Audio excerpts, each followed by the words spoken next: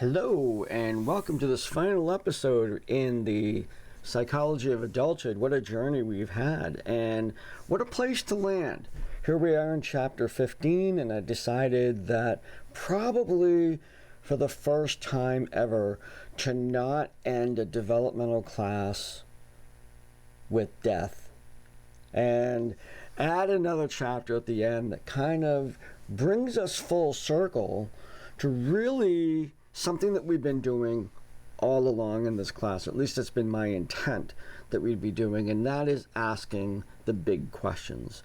And I guess probably there's not too much bigger than the question of meaning. And what does this all mean? The contemplations that we have had throughout history, human beings gazing up to the stars, trying to understand what this is all about, trying to understand why we're here, what is our purpose, and whatnot. And of course, psychology has its roots in philosophy. So those questions are part of, let's say, the DNA of psychology. So beyond observing, understanding, explaining, predicting, controlling, and those sort of goals of psychology, there is still that philosophical root that asks those questions. What is this all about? Why are we here? And why are we the way we are? Not just in terms of understanding psychology and biology and our place in the world and whatnot, but understanding it at maybe a deeper spiritual level. So psychology, in some ways, has taken on that question. Now, in terms of the history of psychology as a science, it's interesting because as much as we started in philosophy, asking many of these questions, going through self-observation and meditation and thinking about the human mind, psychology then went into an area of really, really hard science. And they might call it not necessarily the Gilded Age, but say the Bronze Age of, and I'll explain that in just a little bit, the bronze and brass instrument age, where we as psychologists really got into exploring the science, the biology of psychology, and moving into that strict observation, really trying to grapple a space in the intelligentsia along with physics and biology and chemistry and the other sciences that were there. Now, that made psychology a little colder, not as warm and fuzzy as it was.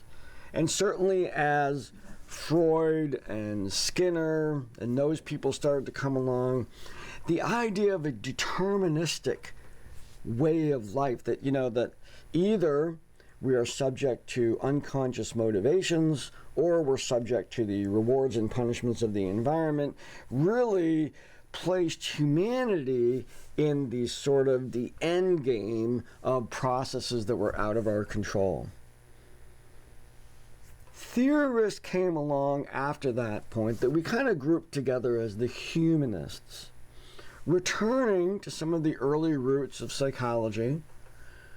However, approaching this with the idea that the human experience is a unique experience that is not just the result of unconscious motivations that are out of our control, or environmental stimuli, rewards, and punishments that are equally out of our control, but that we make choices, that we have attitudes, that we have some level of control, at least over those two things, and that we can pursue creating our lives the way we would like them to plan out. And ultimately returning to some of those questions that we asked, and have been asking all along. What's this all about? What's the meaning for this? Now, one of the I'm going to talk about two of those researchers today, and that is Abraham Maslow and Viktor Frankl. Now, we're familiar with Maslow because we talked about Maslow, and we talk about Maslow when we talk about motivation. And in this particular course, I brought Maslow onto the table to talk about love and belonging. and we were introduced to his famous hierarchy of needs. I want to spend this time, however, not focusing on the first four as we're moving our way up his hierarchy, but really spending some time with this self-actualization. And what does that mean? Now, it's vital to recognize that from Maslow's point of view, human beings are drawn toward self-actualization. This is a deep philosophical basis for his perspective on humanity. We are drawn to self-actualize. There's something about us that draws us to be all that we can be, to accomplish, to be able to achieve all that we can. And I mean that in not just in materially, but to be able to reach that point in our lives where we have fulfilled our purpose. And we get these kind of words that are rare in science. When we talk meaning and purpose and all, we can't necessarily talk about those things without evoking the spiritual or the transcending sort of aspects that come from philosophy and religion. And it's important to recognize that religion has been in this business for a long time. Religion has been providing individuals with meaning, purpose, and in many cases, steps to follow, let's say, in order to achieve or to fulfill that purpose. Now, it's important to recognize that these things were not always seemingly as separate as they are today. That there are scientists in the world that merge those areas of the spiritual life that they have and the scientific life that they have without any conflict at all. And so those individuals are able to contemplate, what is it about our psychology, let's say, that draws us forward? And in this case, we have Maslow, who's given us this notion that self-actualization, the desire to become the most that one can be, to fulfill one's destiny, those kinds of things are really drawing each of us as individuals forward. And in order to accomplish those, the steps for the most fulfilling experience of that would be to satisfy these needs as we make our way up there. In fact, they sort of give us the tools, let's say. They build the foundation, let's say, of self-actualization. So if we look at self-actualization itself, for one thing, it's important to recognize that Maslow considered this to be a rare trait. When I have asked individuals whether or not they consider themselves self-actualized or not, it's fairly common for individuals to say that they have, though it's kind of difficult to think that it's that common. And it's not that people can't be successful, or that success in every aspect of it. I guess this is what I want to say. Not every aspect of success means self-actualization. There's a certain amount of perspective that comes with this term self-actualization. So it's something that we should be careful about in terms of flippantly saying, oh yeah, I've arrived.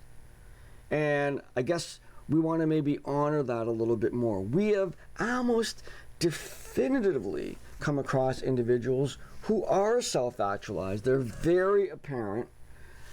You encounter them, and they have traits that seem to transcend mere humanity. They really are the kind of pinnacle of humanity, these individuals who just seem to be enlightened in some way. So if we took a look at the most common characteristics of an individual who's self-actualized, we would see that this individual has numerous and is aware of, seeks out, and embraces peak experiences. And I'll be talking in some more detail about that because it's likely that many of us have had any number of peak experiences. In addition to that, these individuals have a deep level of self-acceptance of who they are, limitations and all, accepting the person that they are, and that they can still, and in fact it's embodied in their desire to become all they can be, is to build that identity, build that self based on the materials that they've been given. So truly deep self-acceptance, very realistic in terms of what can be done and what cannot be done. It sort of relates to that idea of self-acceptance. I'm not going to try to be, or the self-actualized person is not going to try to be what they can't be. They're going to be very realistic about this, and they're going to pursue those things that they feel truly take their resources and put them to their maximum. They are problem focused, and this really should be like problem solving focused. You know, we think about problem focused, someone who's always thinking about the problems. That's not what this means. What this really refers to is there's challenges out there, and maybe we don't like the word problem. And I know in mental health, there's even been this sort of perspective, you know, when you're talking about someone who comes in and they have problems, that maybe that term problem actually creates a barrier, and maybe the real issue is they have challenges, or we can even use the word barriers for their fulfillment, and we kind of move away from that notion of problem. But I actually really like the word because it's very real. There's a problem that I don't know where the investigation of that problem, the solutions to that problem may come from anywhere. They may come from the environment. They may come from getting help. They may come from within, person, you know, putting forth their own personal resources and effort. Nonetheless, problem's a nice word. I like that word. So the focus is on, here are these problems, and I can apply myself to solving those problems by way of using the resources that I have within the limits I have. And by doing so, I fulfill pieces of my purpose. There's a connection between the individual challenges that a person has and their sense of purpose. So it's a very, very powerful part of personality to be focusing on solving those particular problems, my own or society's or others. These individuals embrace and enjoy solitude and privacy. Now, it's not that only introverted people are self-actualized, but these individuals do enjoy a sense of being alone and in their own minds.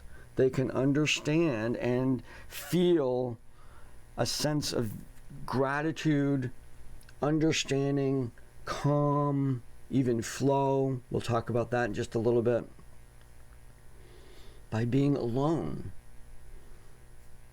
Now, I remember when I was young, the one aspect of my personality, I think, that kind of falls into this is this particular point. Timeouts never really worked for me. So, and I'm just going to throw that. Maybe some of you out there are like, you know, that's with me.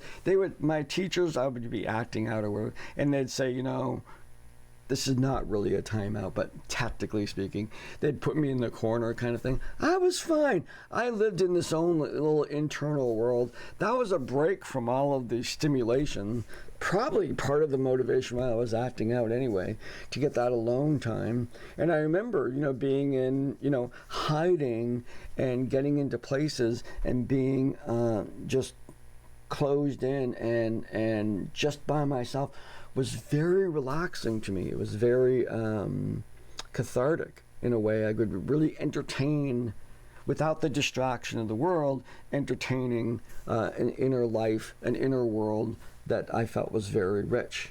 And so I can really relate to this notion of self-actualized individuals enjoying and seeking out solitude and privacy. These individuals can be spontaneous.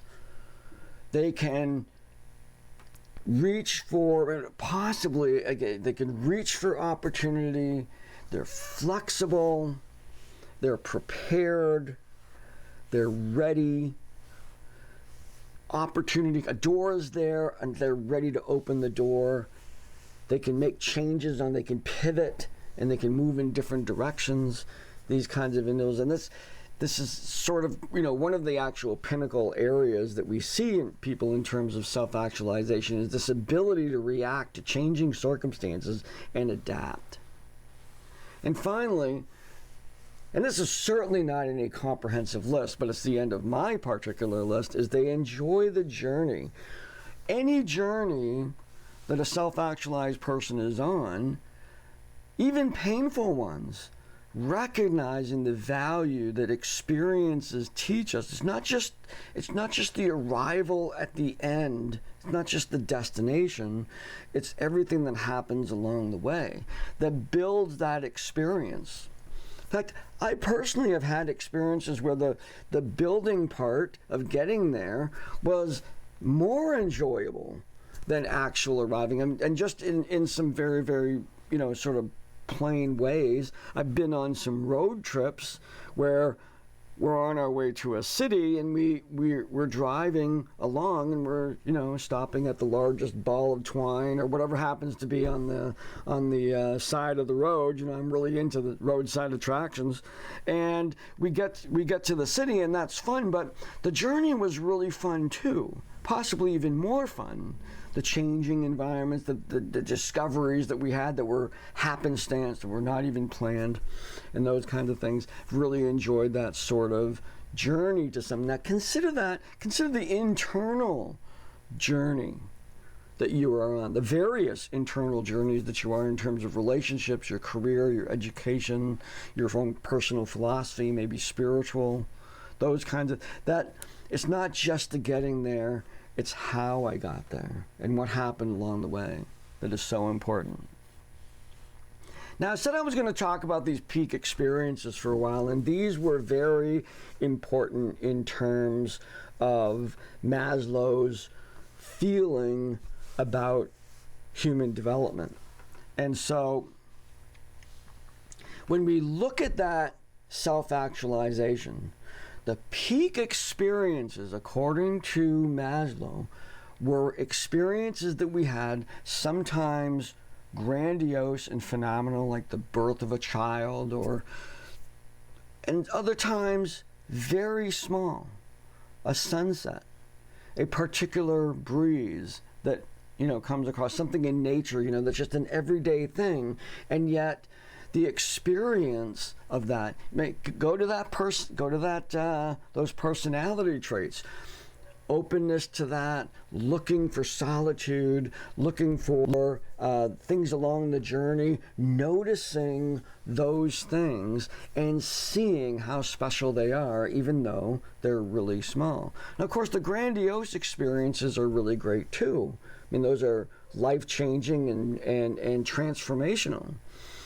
But individuals who are self-actualized tend to see the beauty and transformational quality of everyday life experiences, from doing the dishes to mowing the lawn to just the experience of the world like that.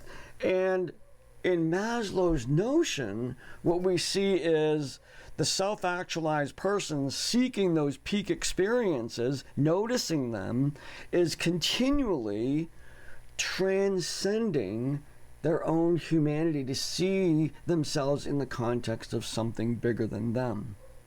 These experiences, as we seek them out, teach us our place in the universe, the magical reality that exists around us, that there's more to the world than us. This is not a selfish journey, that there's a connection with other people who also experience this, and we may seek those individuals out to learn from them. All of these things, we're dipping into the ether, let's say the mystical universe that contains all of knowledge. This is a philosophy. theory. And we're dipping our feet into that fathomless ocean with these peak experiences, the aha moments where we're like, wow, feeling one with the universe, and I've had this experience. So these peak experiences, very valuable for individuals who are self-actualized. In fact, this collection of peak experiences is what makes them self-actualized. There's a sense of oneness, a freedom that comes with this, experiences of timelessness and out of body, not just kind of like out of body experiences, but that, I don't know, I kind of like the phrase, I'm a spiritual being having a human experience instead of a human being having a spiritual experience, that kind of thing. But then there's that transcending back, there's that realization of a person being a spiritual person having a human experience, and that sense of timelessness, playfulness, seeing the joy in being a part of such a fascinating world, and surprise, the just pure joy of encountering something in the world that elicits such emotion. Another way in which this can kind of manifest is a word that has become popular in the field of positive psychology, and it's an important aspect of many aspects of our lives, and that is the concept of flow. Now, flow, in its technical terminology, is a focus where an individual, let's say a hobbyist, doesn't matter what, they could be scrapbooking. A scrapbooker is sitting there with their pictures and their materials and their blank album pages, and they get lost in the moment. And they experience a sense of timelessness.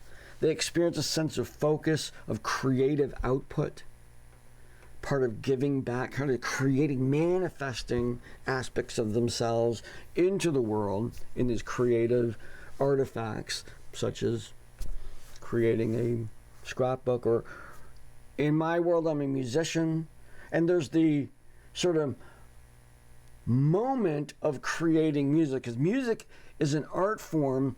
Up until recording, music is an art form that is locked in time. It happens and then it's gone. It's like a sunset. Like I was there for the sunset, or I was there for the song. And sometimes there's that transcending creative flow that comes out where you're just lost in the process of creative production. And that's a peak experience. And so that's part of this notion of oneness, freedom, timelessness, playfulness, surprise, is embedded in this concept of flow. Now, I said I was going to introduce two researchers. Now, I got Maslow, and now Viktor Frankl, probably someone you're not as familiar with. Viktor Frankl, a psychologist, psychiatrist, neurologist, author, philosopher, and Holocaust survivor. It's important to recognize Viktor Frankl's history being a prisoner in the Nazi concentration camps, because as a young lad, he was able to observe human beings in one of the most atrocious and challenging situations ever.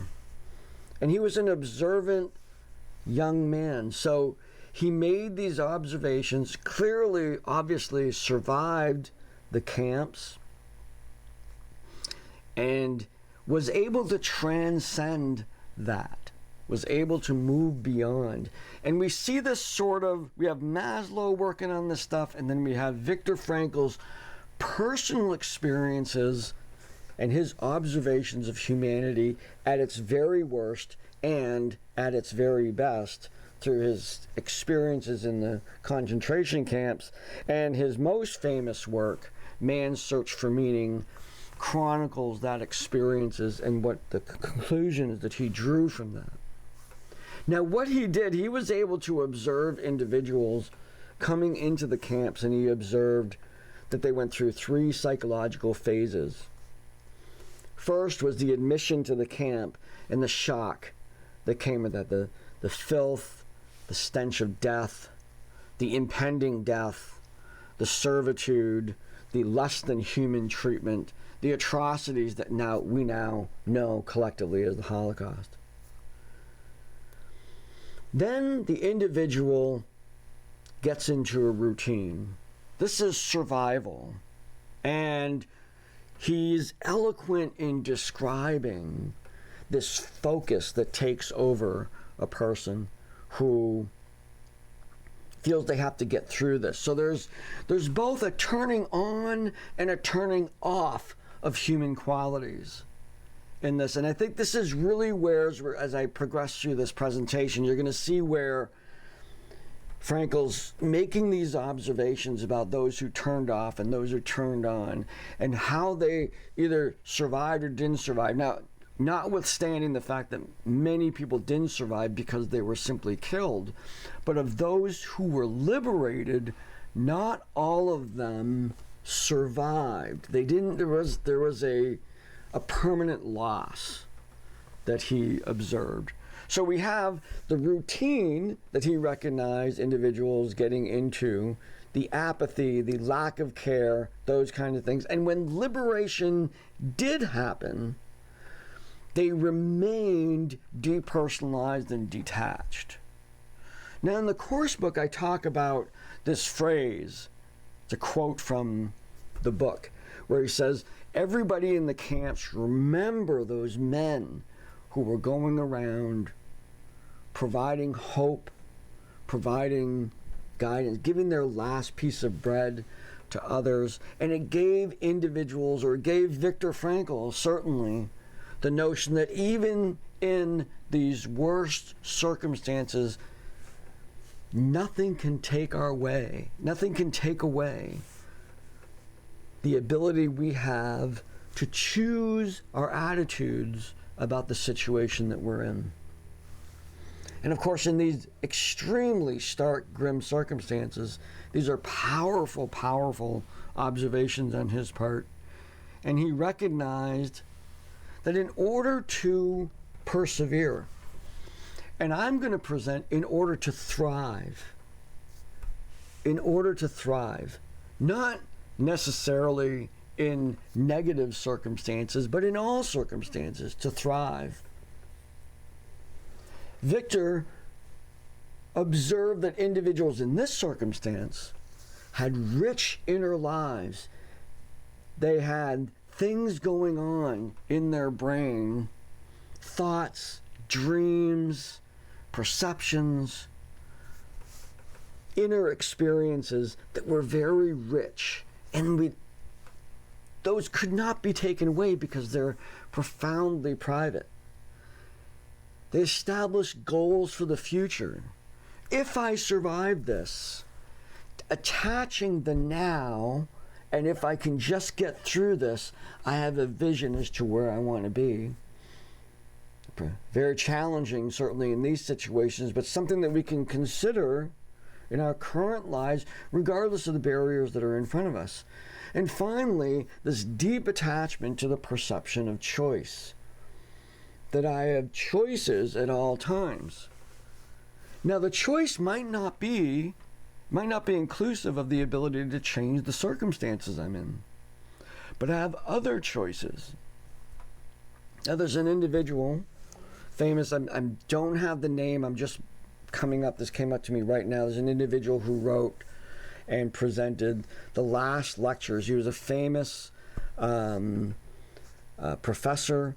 He had terminal cancer, and he, was a great lecturer, and he published and recorded a number of last lectures, and where he talks at one point during those presentations about the fact that he's going to die and there's nothing he can do about it. That he's been given this treatment, he's been given this diagnosis, and our current technology does not have a solution for that. It's a matter of time. And so he had to either focus his energies on the things that were challenging him, or make choices to spend his time doing other things. And he talks about that choice, even in those negative circumstances. Now, when we look at these two individuals who are part of our wrong slide. Sorry about that. When we look at these two individuals here, we have Viktor Frankl and Abraham Maslow, who brought to us this sense of an inner life transcending the circumstances that you're under as the pathway toward understanding meaning and purpose and fulfillment and self-actualization and transcendence. We're left with some lessons that we, in order to search for meaning, in order to find meaning, this is the psychological religion, I guess.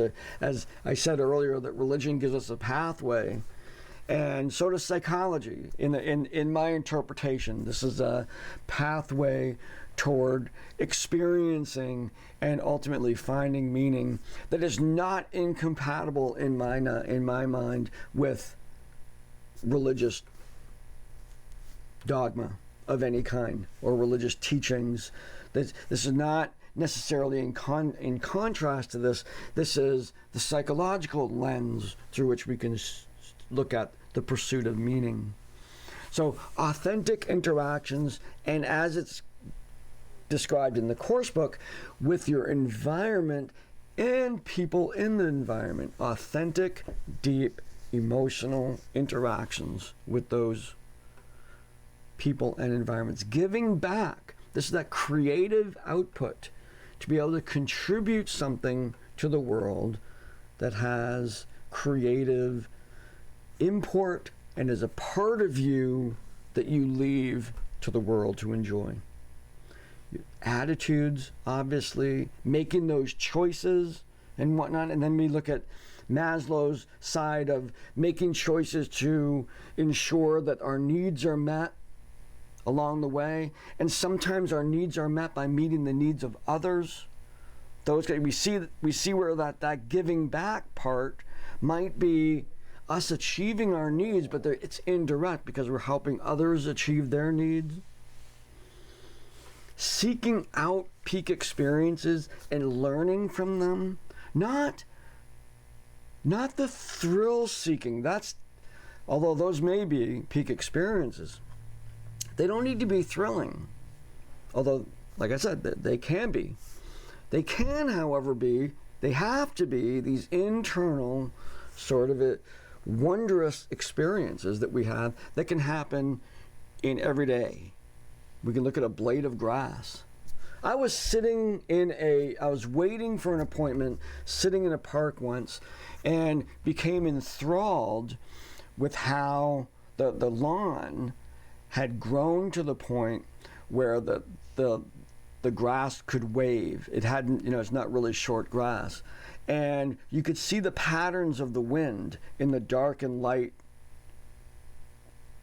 grass as it was being blown just by the breezes. There wasn't a wind per se, but I could see the air moving because it was reflected in the movement of the grass. I was late for my appointment. I was just like sitting there staring at that and it was just such an interesting thing to observe.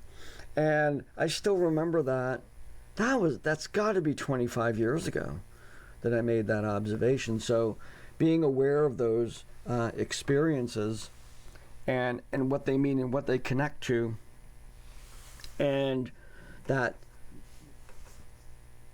idea of transcending, of being connected to something bigger than yourself, connected to something that's meaningful and purposeful in your lives.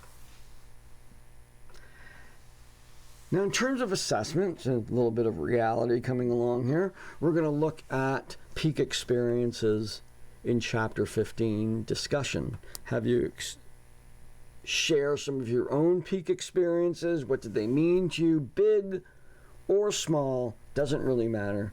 And then in the quiz, I'm having you tell me about your own search for meaning and the import that you see, the importance for you of authentic interactions, giving back, and attitudes. This really comes from Viktor Frankl, but you could see how those authentic interactions, giving back, and attitudes shape the foundation of Maslow's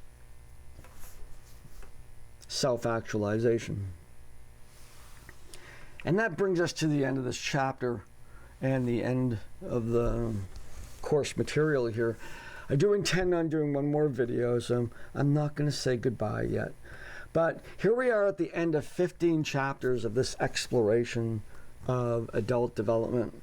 I hope this journey, not only the end of the class and the final grade and your grade on the final paper, aging well, but I hope that along the way you've been able to see, maybe have some peak content experiences where some aha moments, maybe they're different for each one of you, but we've been able to go through this journey together.